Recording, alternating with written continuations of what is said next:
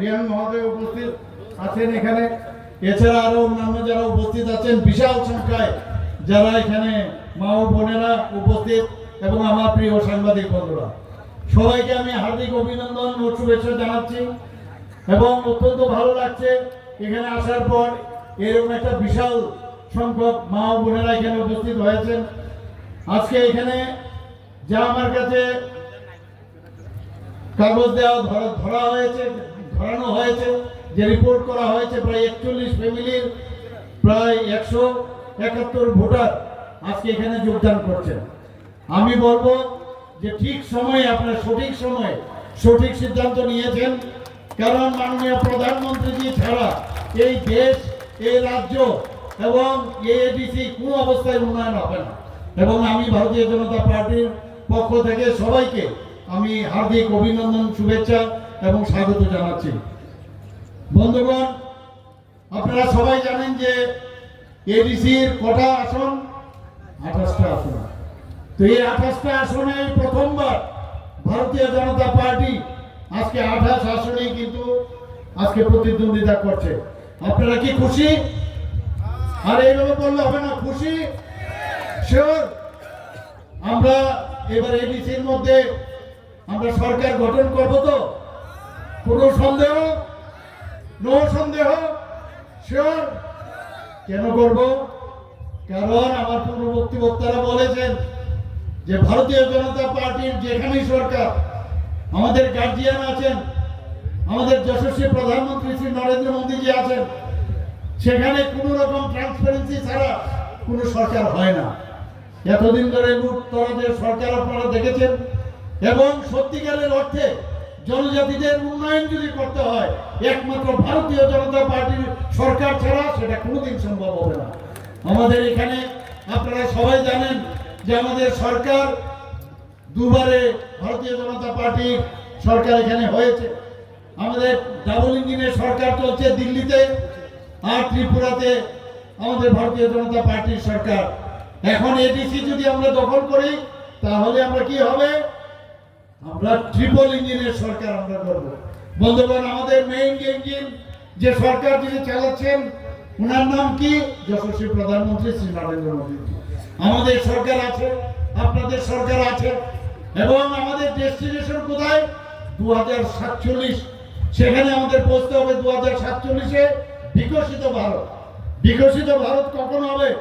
যদি বিকশিত ত্রিপুরা না হয়, বিকশিত রাজ্য না হয়, বিকশিত এডিসি না হয়, কোনোদিন বিকশিত ভারত হবে না। কাজে বিকশিত ভারত যদি করতে হয় বিকশিত ত্রিপুরা আমাদের করতে হবে। বন্ধুগণ, আমরা দেখেছি আজকাল নানা রকম ভাবে ঘুম থেকে উঠেই চিন্তা করে কিভাবে ইস্যু তৈরি করা যায়, নানা রকম ফন্দিয়া তৈরি করে এবং সেগুলো মানুষকে বিভ্রান্তি করার চেষ্টা করছে। আপনারা সবাই জানেন যে বিশ্রামগঞ্জে আমরা নগর পঞ্চায়েত করছি। কি বলছেন? যে না, ঠকাই দিছে, ঠকাই দিছে। কি ঠকাই দিছে ভাই? কি ঠকাই দিছে? বলে এডিসির জায়গা নিয়ে নেন। আরে তারপর তো আসলেন, আসার পর দেখলেন, যখন অফিসাররা বুঝালেন, তারপর সেখান থেকে হাঁটতে হাঁটতে বাড়ি চলে গেলেন। তো এই ধরনের বিভ্রান্তি করার, এখন অমরপুর নিয়েও বলছেন, তো মানুষকে বিভ্রান্তি করার আমি আপনাদেরকে আশ্বস্ত করছি, আমি যতদিন ধরে মুখ্যমন্ত্রী আছে, আমাদের সরকারের মুখ্যমন্ত্রী আছে, মাননীয় প্রধানমন্ত্রী আছে, এক রত্তি এডিসির জায়গা কেউ দখল করতে পারবে না, এটা আপনাদেরকে আশ্বস্ত করছি। মানুষকে বিভ্রান্ত করার চেষ্টা করছে। আমরা এডিসির যেমন উন্নয়ন চাই, আমরা নগর পঞ্চায়েতের উন্নয়ন চাই, আমরা লোকাল বডির সব জায়গায় আমরা উন্নয়ন চাই। বন্ধুগণ, আজকে আপনারা সবাই জানেন, কথা নাই বার্তা নাই, হঠাৎ করে 103টা বিসি হঠাৎ করে তৈরি করে দিল। আরে আমরা বললাম এইভাবে 123টা পেয়েছি, আপনারা কি করে তৈরি করেন? সরকারের সাথে কথা বলতে হবে না, গেজেট নোটিফিকেশন বের করে দিয়েছে। আর বিভ্রান্ত করার জন্য সুপ্রিম কোর্টে কেস করেছেন। কি করেছেন?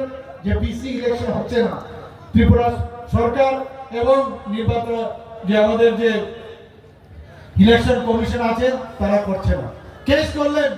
পরবর্তী সময়ে যে অ্যাডভোকেটকে ওনারা ধরলেন, সেই অ্যাডভোকেট বললেন তাড়াতাড়ি গিয়ে 123টার যে বিসি আছে তাড়াতাড়ি ক্যান্সেল করো। আমরা যখন বললাম তখন করেনি, 123টা ক্যান্সেল করলো। তারপর বললো কি, প্রথমে আমরা যখন বললাম যে অসাংবিধানিক কাজ আপনারা করছেন, সবসময় এটা আউট অফ দ্য ওয়ে, সংবিধান ওনারা মানেন না, গায়ে জুড়ে কাজ করতে চায়, সে 123 বিসি শেষ পর্যন্ত ক্যান্সেল করলেন। এখন কি করলেন, কোর্ট থেকে, সুপ্রিম কোর্ট থেকে বেরিয়ে মানুষকে কিভাবে বোকা বানানো যায়, সুপ্রিম কোর্ট থেকে বেরিয়ে বলছেন এবার বিসি ইলেকশন হচ্ছে। আরে আমরাও তো চাই বিসি ইলেকশন করতে, কে মানা করেছে? কিন্তু বিসি ইলেকশন করতে গেলে প্রথমে তো আপনারা সবাই জানেন যে 2021-এ সময় আমাদের এখানে কোভিড করোনা হয়েছিল। তারপর যারা রিয়াং শরণার্থীরা এখানে এসছেন তাদের ভোটাধিকার যাতে প্রয়োগ করতে পারে, আমরা তার জন্য আমরা বললাম আমাদের সময় লাগবে এবং সবার আমরা ভোটাধিকার কিন্তু আজকে আমরা তাদের এই রিয়াং শরণার্থী যারা ছিলেন, ব্লু রিয়াং যারা এসছেন মিজোরাম থেকে, তাদের আমরা করলাম, তো সময় লেগেছে। তারপরে ওনারা এক এক সময় ওনারা নোটিফিকেশন দেওয়ার কথা ওনারাই দেন না, তো বিভিন্ন সময়ে ওনাদের কারণেই বিসি হয়নি। আমরা তৈরি ছিলাম, আমরা এখনো তৈরি আছি। শেষ পর্যন্ত সুপ্রিম কোর্ট থেকে কি বললেন, সুপ্রিম কোর্ট থেকে বললেন, যখন আমাদেরকে জিজ্ঞেস করা হলো আমরা বললাম আমরা এডিসি ইলেকশন সময় মতো যে সঠিক যে টাইম আছে সেই টাইমে করব। সুপ্রিম কোর্ট থেকে আমাদেরকে বললেন যদি আপনারা এডিসির সাথে বিসি ইলেকশন একসাথে করতে পারেন তাহলে খুব ভালো, এবং যদি করতে পারেন কিনা ইফ পসিবল দেখেন। আমাদের এখান থেকে বলা হলো যে এক একটা যে পোলিং বুথ হবে এত দূর দূর হবে এবং যে পুলিশিং ব্যবস্থা যে অফিসার সেটা সম্ভব হবে না, কিন্তু আমরা বিসি চাই, তবে একসাথে আমরা তৈরি আছি। যদি আপনারা আরো 5-6 মাস সময় দেন, যদি আপনারা এডিসিও একসাথে করেন তাহলে আমরা রেডি। কিন্তু শেষ পর্যন্ত আমরা বললাম যে না, আমরা এডিসি সময় মতোই করব। সেখান থেকে বিসি কি বললো যে মনসুনের আগে যেন বিসিটা হয়, আমরা বললাম নো প্রবলেম। তো শেষ পর্যন্ত জুন জুলাইয়ে বললেন যে আপনারা দেখুন, আমরা বললাম এখানে মনসুন অনেক আগে শুরু হয় এবং কাজে জুন জুলাইয়ে দিয়েছেন এবং তখন মনসুনের অবস্থা দেখে পর্যালোচনা করবেন। এখন বেরিয়ে বলছেন কি আবার বিভ্রান্ত করার জন্য আমরা জিতে গেছি। আরে কি জিতে গেছেন? এতদিন ধরে বিসি হয়নি, আরে আমরা তো তৈরি আছি, আমরা আবার বিসি আমরা ইলেকশন লড়বো। তো এই ধরনের মানুষকে বিভ্রান্ত করার চেষ্টা তারা বারবার করে থাকেন। আমার আগে এখানে বলেছেন আমার পূর্ববর্তী বক্তারা যে থামসা, আরে থামসা জনজাতিদের যদি থামসা হয় তাহলে এই ফান্ডামেন্টালিস্ট যারা মুসলিম আছে তাদেরকে, আবার বাঙালি যারা ফান্ডামেন্টালিস্ট মুসলিম আছে তাদেরকে নিয়ে আবার থামসা কোথা থেকে হবে বন্ধুগণ? আমি দেখেছি আজকাল কিছু বাঙালি সেই ফান্ডামেন্টালিস্ট যে মুসলিম আছে তারা আজকাল মাথার হয়ে প্রচার করছে। তাহলে বিভ্রান্ত করার যা যা উপকৌশল আছে সবকিছু কিন্তু ওনারা করেন। ওনাদের উপর আর কত বিশ্বাস করবেন বন্ধুগণ? আর প্রথমে কি বললেন, গ্রেটার ত্রিপুরাল্যান্ড কোথায় বন্ধুগণ? আপনারা কখনো শুনেছেন গ্রেটার ত্রিপুরাল্যান্ড কোন জায়গায় আছে? সেই গ্রেটার ত্রিপুরাল্যান্ড বুঝতে গেলে আপনার কিন্তু বাংলাদেশে ঢুকতে হবে। এটা কিন্তু বেআইনি, আপনি পারবেন না। কোন সরকার বা সরকারের কোন লোক বা সাধারণ মানুষও যদি বলে, আর ভারত কখনো অন্য কোন দেশের জায়গায় কোন সময় সেটাকে আক্রমণ করেন না, পাশাপাশি তাকে দখল করেন না। আরে আমাদের জেএনকে, জম্মু এন্ড কাশ্মীরের অধিকৃত পাকিস্তান যে পাক জায়গা, সেখানে আমরা নিচ্ছি না, এখনো অনেক চিন্তা ভাবনা চলছে। আর সেই জায়গার মধ্যে অসাংবিধানিক কথা বলে যে বাংলাদেশের চিটাগাং এবং সেখানে যে আমাদের কক্সবাজার সেটাকে তো নিয়ে যাবে, মানুষকে বোকা বানানো, এবং এটা কিন্তু বেআইনি। এবং তার বিরুদ্ধে যদি কেউ কেস করে আইনি ব্যবস্থা কিন্তু হতে পারে বন্ধুগণ। এটা কোনোদিন সম্ভব হবে না। এই ধরনের চিন্তা ভাবনা আমি দেখেছি যে যখন খুশি তখনই মানুষকে বিভ্রান্ত করার চেষ্টা করছেন। আরেকটা বিষয়, ওইদিকে বাংলাদেশের হাসনাত মিয়া যে কথাটা বলেন, হাসনাত মিয়া আরেকজন ফান্ডামেন্টালিস্ট, উনিও এক কথা বলেন, আর এখানে এই মথার যিনি প্রতিষ্ঠাতা উনিও এক কথা বলেন। অর্থাৎ কয়েনের এপিঠ আর ওই পিল। উনি বলছেন কি নর্থ ইস্টকে নাকি পুরো বাংলাদেশে নিয়ে নেবে, আর উনি কি বলছেন কক্সবাজার এবং চিটাগাংকে নিয়ে নেবে। তো এই যে কথাগুলো মানুষকে বোকা বানানোর যা যা দরকার সব এই যে পার্টির প্রতিষ্ঠাতা এবং এই পার্টি সবসময় এগুলো বলে থাকেন। বন্ধুগণ, আপনাদের এখন বুঝতে পারবেন, আমরা এখন বুঝতে পারছি যে ওনাদের কাছে আর কোনো এখন ইস্যু নেই। গ্রেটার টিপ্রালেন গেল, এরপরে পুইলা জাতি হলো, এরপরে কংগ্রেস হলো, এখন আবার মথা হলো। একের পরে কখন যে কি হবে বলা মুশকিল আগামী দিন। এর মধ্যে তো হয়ে গেছে কি একটা নতুন নর্থ ইস্ট, একটা ওয়ান নর্থ ইস্ট। আমি জানি না পরে আর কি বলবে, ওয়ান ইন্ডিয়া বলবে কিনা জানি না। অদ্ভুত অদ্ভুত কথা আমরা শুনছি, খুব ভালো, কিন্তু এই কথাগুলো মানুষ এখন বুঝে গেছে। বন্ধুগণ, আমরা কিছুদিন আগে শুনেছি যে আগরতলার মালিক আমি আগরতলার মালিক, আমি তেলিয়ামুড়ার মালিক, এবং আমি দেখেছি সোশ্যাল মিডিয়ার মধ্যে অনেক লোক পয়সাপাতি নিয়ে যাচ্ছিলেন মালিককে ওই তার ভাড়া দেওয়ার জন্য, কিন্তু মালিককে খুঁজে পান না। তারপর বলছেন না আমি এই মালিককে বলিনি, আমি আরেক মালিককে বলেছি, ওই বাঙালির কি একটা আছে তাদেরকে বলেছে। যখন যখন যা দরকার তখনই তা বলে। রাজতন্ত্রের কথা এখনো উনি মনে রেখেছেন, বললে আবার সমস্যা হয়।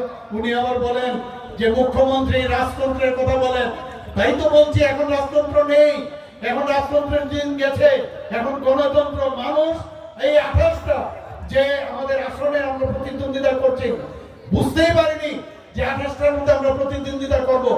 আমরা কিন্তু তাদের সাথে একসাথে চলার চেষ্টা করেছিলাম, আশাও করেছিলাম, কিন্তু যেভাবে আমাদের যারা কার্যকর্তা সাধারণ মানুষ তাদেরকে যেভাবে জবরদস্তি জবরদস্তি গলা টিপে টুটি টিপে ধরে এবং তাদের কথা বলার অধিকার কেড়ে নিয়েছে, আমাদের যারা কার্যকর্তা, আপনারা সবাই জানেন আসার আন্দোলনের ঘটনা, আমাদের কার্যকর্তারা আমাদের মাননীয় প্রধানমন্ত্রীজির যে মন কি বাত অনুষ্ঠান সেটা শুনছিলেন, সেখানে গিয়ে আক্রমণ যে না আমাদের এখানে এবিসির মধ্যে মন কি বাত অনুষ্ঠান হবে না, ন্যাশনাল পার্টি আমাদের এই এবিসির ভিতরে ঢুকতে দেবেন না। অদ্ভুত, এ হয় নাকি কখনো? কি ভাবছেন কি আপনি? আমি বললাম আমরা ঢুকবো সেখানে বিভিন্ন জায়গায়। কালকেও আপনারা দেখেছেন কমলপুরে আমাদের একজন এমএলএ সাহেব ওনার উপর আক্রমণ, ওনার গাড়ি ভেঙে দিয়েছে, যেখানে খুশি সেখানেই ভাঙচুর। এবং এর আগেও আমরা দেখেছি বিভিন্ন জায়গার মধ্যে আমাদের আরেকজন মন্ত্রী ওনাকে ইটপাটকেল মেরে এবং ওনার উপর আক্রমণ করে ওনার গাড়ি পর্যন্ত ভেঙেছে।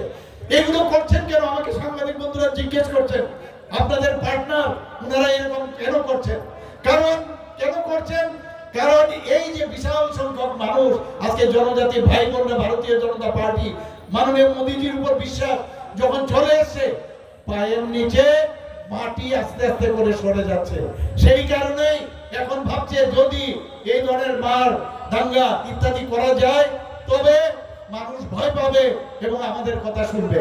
কিন্তু মানুষ যদি একবার রেগে যায়, মানুষ যদি একবার ডিসিশন নেয়, তাহলে ওদের খুঁজেও পাওয়া যাবে না। বন্ধুগণ, আগামী দিন আমি নিশ্চিত এই মথা যে শব্দ সেটা খুঁজে পাই, ইতিহাস হয়ে থাকবে যে মথা এখানে ছিল। ঠকাই ঠকাই, খালি ঠকাই বলে, উনি ঠকায় সবাইকে, জনজাতিদের ঠকিয়ে ঠকে মানুষকে বিভ্রান্ত করার চেষ্টা এই ঠকাই পার্টি করে থাকে। আরেকটা কথা আমার খুব ভালো লাগছে আজকাল বলতে আমার আপনাদের সামনে, আপনারা জানেন টিএমসি অর্থাৎ তৃণমূল কংগ্রেস, আর এখানে কি টিএমপি অর্থাৎ তৃণমূল আমাদের তীব্রমথা পার্টি। খুব বেশি একটা ডিফারেন্স নেই। টিএমসি যা যা করছে ওয়েস্ট বেঙ্গলে মার দাঙ্গা গণতন্ত্র টুটি টিপে ধরেছে, এখানেও এই টিএমপি তীব্রমথা পার্টি একই করছে, একই আধুনিক শিক্ষার ওই দিক আর ওই দিক, অর্থাৎ টিএমপি আর টিএমসি সেম। এইভাবে হবে না। মাননীয় প্রধানমন্ত্রীজি অলরেডি আমাদের যে পরিভাষা, রাজনীতির পরিভাষা পাল্টে দিয়েছেন। ভদ্রভাবে রাজনীতি করতে হবে, ভুল এই যে মিথ্যা কথা বলার যে অভ্যেস। এবং এখানে আমি যখন আসছিলাম বলছিল যে ক্রন্দনরত থাকে, অনেক সময় নাটকও করেন অনেকে। এবং আমি আজকে এখানে আসার পর আমি জানলাম, আমি যদিও খবর পেয়েছি আগে, যে এখানে নাকি একজন আইএস অফিসারকে দাঁড় করানো হয়েছে। ভালো কথা, আমাদের সরকারেরই ছিলেন এবং উনি সিও ছিলেন। কিন্তু বন্ধু আমি বলবো উনার সময়ই যত কেলেঙ্কারি হয়েছে, এই যে লুটপাট হয়েছে উনার সময়ই হয়েছে। বন্ধুগণ, আমাদের সরকার খালি গঠন হতে দিন, তারপর যদি প্রমাণ হয় তাহলে কোথায় যাবে আপনারা সবাই বুঝতে পারছেন, কাউকে ছাড় দেওয়া হবে না। বন্ধুগণ, এখানে আমাদের টিপ রেকর্ড হয়েছে, আমরা ওনাদের সাথে থাকতে দিয়েছিলাম, টিপ রেকর্ড হয়েছে। সেখানে অলরেডি দিল্লিতে গিয়ে আমিও গিয়েছিলাম, সেখানে টিপ রেকর্ডে কি বলা হয়েছে যে আমরা এই বিষয়গুলো দেখবো, কিন্তু এই 6 মাস আমরা কোনো রকম আন্দোলন করব না, আমরা কাউকে মারবো না। কিন্তু যেদিন টিপ রেকর্ড হয়েছে তার পরের দিন থেকে আক্রমণ, মার, পিট ইত্যাদি আপনারা সবাই জানেন। তাহলে এই একর ভঙ্গ কে করেছে? এই একর ভঙ্গ কে করেছে?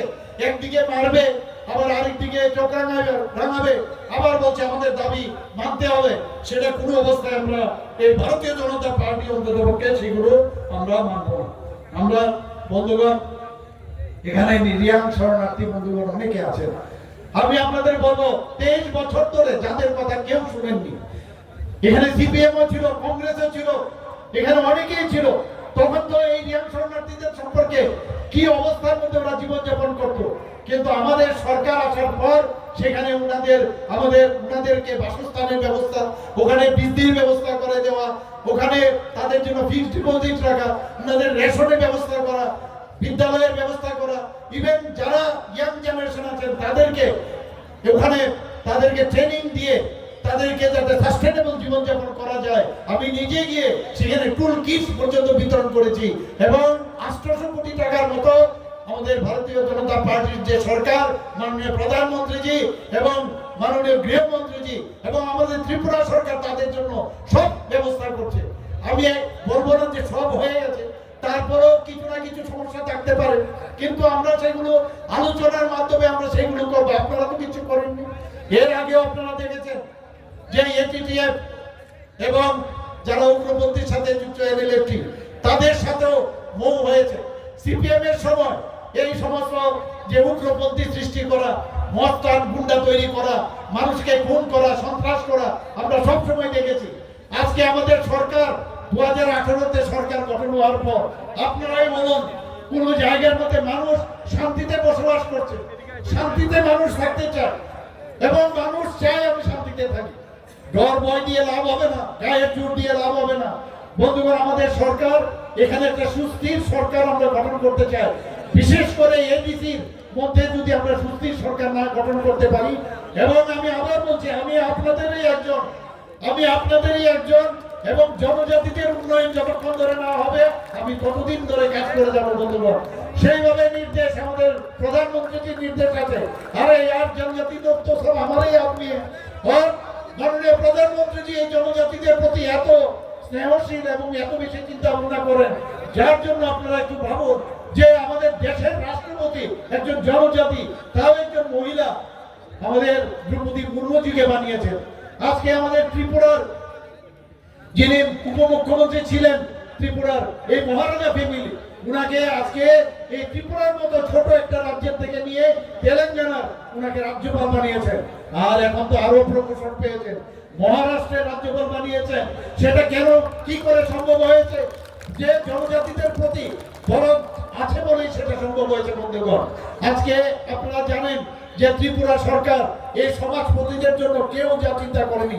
এই সমাজপতিদের জন্য আমাদের সরকার আসার পর তাদেরকে সম্মান দেওয়ার জন্য যে সাম্মানিক 2000 টাকা করে আমরা দিয়েছি। তারপর কিছুদিন আগে আমরা ডিসিশন নিলাম যে না 2000 না, তাদেরকে 5000 টাকা করে দেবো। আমরা 5000 টাকা করেছি। বন্ধুগণ, 19টা জনজাতি গোষ্ঠী আছে মেজর, তারপর আমি দেখলাম আরো জনজাতি গোষ্ঠী প্রায় 40-র উপরে আছে। আমি চিফ সেক্রেটারি মহোদয়কে বললাম যে খুঁজে বের করুন, কারণ এইরকম আছে 1000, কেউ 500, এইরকম পপুলেশনে আছে। সবাইকে, যেখানে কেউ চৌধুরী থাকবে, কেউ রায় থাকবে, বিভিন্ন নামে থাকবে, সবাইকে আমরা 5000 টাকা করে আমরা দেবো। তার জন্য আমি নির্দেশ দিয়েছি। বন্ধুগণ, আমাদের জনজাতি ভাই বোনেরা অত্যন্ত সমস্যার মানুষ, অনেক সময় অফিসে গিয়ে বুঝতে পারে না কার কাছে যাব। আমরা সাব ডিভিশনাল লেভেলে একজন করে অফিসার আমরা দিয়েছি, আমরা ডিস্ট্রিক্ট লেভেলে একজন করে অফিসার দিয়েছি। তার কাজ কি? তার কাজ হচ্ছে জনজাতিদের যত স্কিম আছে, কেন্দ্রের যে স্কিম আছে, আমাদের ত্রিপুরা সরকারের যে স্কিম আছে, শুধু সেইগুলো তারা দেখবে। এই কাজগুলো আমরা এর মধ্যে আমরা করেছি। বন্ধুগণ, কিন্তু আজকে আমরা এখানে এখানে যে যে বিষয়টা নিয়ে আমরা এখানে আজকে একসাথে হয়েছি, মেইন যে উদ্দেশ্য সেটা হচ্ছে আমাদের যে ভারতীয় জনতা পার্টির তরফ থেকে যাকে নির্বাচনের জন্য আমরা ওনাকে মনোনয়ন দিয়েছি মহারানী চেলাগান থেকে, তাকে আপনারা 12 তারিখ ভোর সকাল 7টার মধ্যে পৌঁছে যাবেন বন্ধুগণ। আর পদ্ম চিহ্নে যদি একবার টিপ দিয়ে দিন, শুধু নিজে টিপ দিবেন না, অন্যদেরকেও বলবেন। এই যে ভোট যাবে সেটা আমাদের যে সম্রাট জামাতিয়ার এখানে যাবে না, সেটা কার কাছে যাবে? প্রধানমন্ত্রী নরেন্দ্র মোদীজির ওখানে যাবে বন্ধুগণ।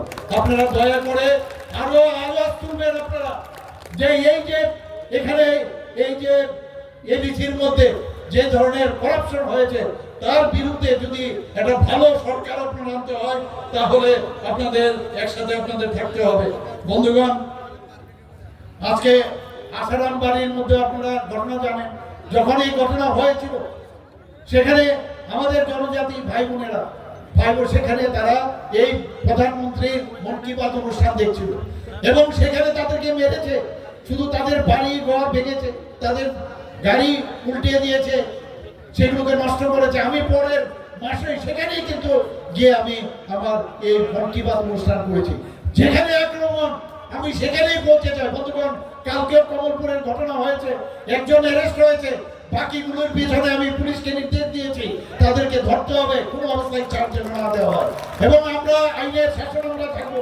আমরা কারোর বিরুদ্ধে, এই পার্টি কাউকে আক্রমণ করে না, কিন্তু মাঝে মাঝে আইনকে ঠিক রাখতে গেলে মাঝে মাঝে শান্তির জন্য শক্তির প্রয়োগ করতে হয় এবং শক্তি প্রয়োগ আমরা আইন মেনে আমরা সেই শক্তি প্রয়োগ করবো বন্ধুগণ। এবং আজকে এখানে আপনারা জানেন যে কুমদুঙ্গি আমাদের যে পার্টি ছিল দুবার সেখানে আগুন জ্বালিয়ে দিয়েছে। এটা কোন ধরনের পার্টি? আপনারাই বলুন এটা কোন ধরনের পার্টি, যে না আমাদের এখানে কেউ আসতে পারবে না, ন্যাশনাল পার্টি এডিসির মধ্যে আসতে পারবে না? এটা কি কারোর নিজের সম্পত্তি? কারোর নিজের সম্পত্তি নয়।